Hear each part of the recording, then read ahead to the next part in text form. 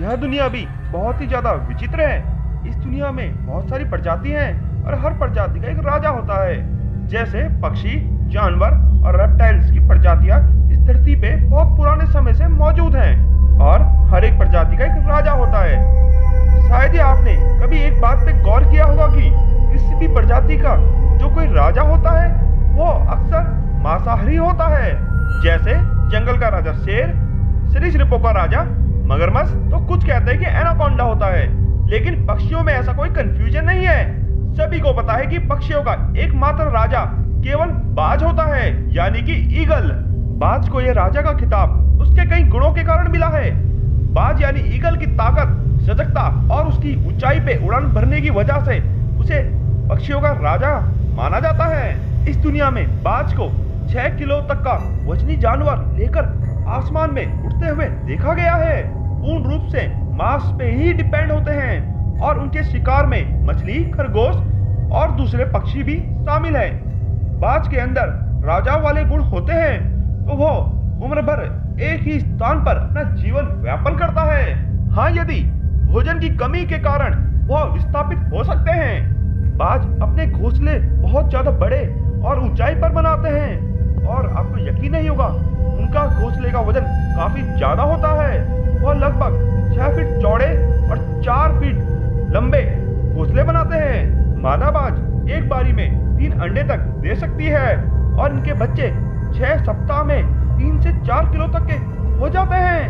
बाज 10,000 फीट तक की ऊंचाई पर उड़ान भरते हुए देखे गए हैं और यह अपनी गर्दन को 270 डिग्री तक घुमाने में सक्षम है। यह अपने शिकार को 5 किलोमीटर दूर से देख सकते हैं। साथ ही इनकी नजर इतनी तेज होती है कि आप यकीन नहीं करेंगे, यह अल्ट्रा वायलेट रेज को भी देख सकते हैं। बाज पक्षियों की ऐसी प्रजाति है जिसमें मादा नर से 25% तक अधिक विशाल होती है, यानी कि नर के मुकाबले मादा का वजन ज्यादा होता है।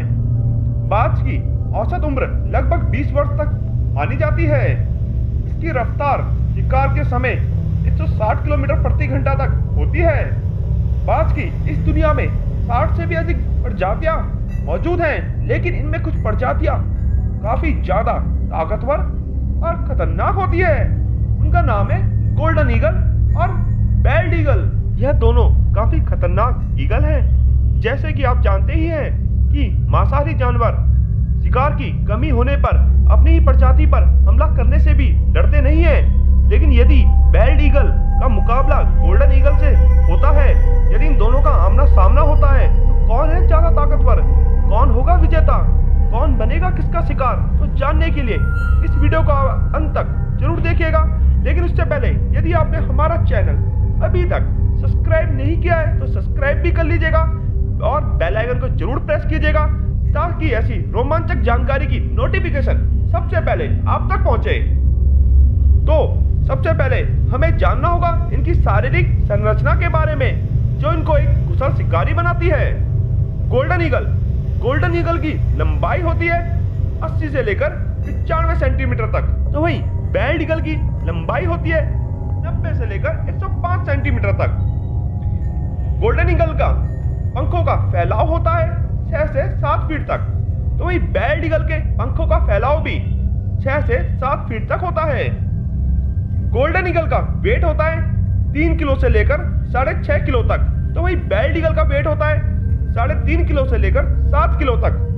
स्पीड की बात करें तो गोल्डन ईगल की स्पीड होती है 200 किलोमीटर प्रति घंटा से लेकर 250 किलोमीटर प्रति घंटा तक, तो वही बेल्ड ईगल की स्पीड होती है 120 किलोमीटर प्रति घंटा से लेकर 160 किलोमीटर प्रति घंटा तक। यह थी इन दोनों जीवों की शारीरिक संरचना, जिसमें ज्यादा अंतर तो नहीं है, इसीलिए मुकाबला काफी ज्यादा रोमांचक और टक्कर का होगा।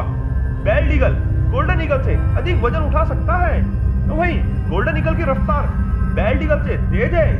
यदि देखा जाए तो गोल्डन ईगल अपनी रफ्तार के दम पर बेल्ड ईगल पर कई बार वार करके उससे दूर भाग सकता है और इस तरह कई बार वारों से बेल्ड ईगल घायल हो जाएगा और इस तरह गोल्डन ईगल के बेल्ड ईगल से जीतने की प्रायिकता अधिक होती है। लेकिन यदि गोल्डन ईगल बेल्ड ईगल की शिकंजे में फंस गया तो बेल्ड ईगल भी जीत प्राप्त कर सकता है। तो अंत में निष्कर्ष यह निकलता है कि यदि 60% गोल्डन ईगल के जीत की संभावना है तो 40% बेल्ट ईगल के जीत की संभावना भी है।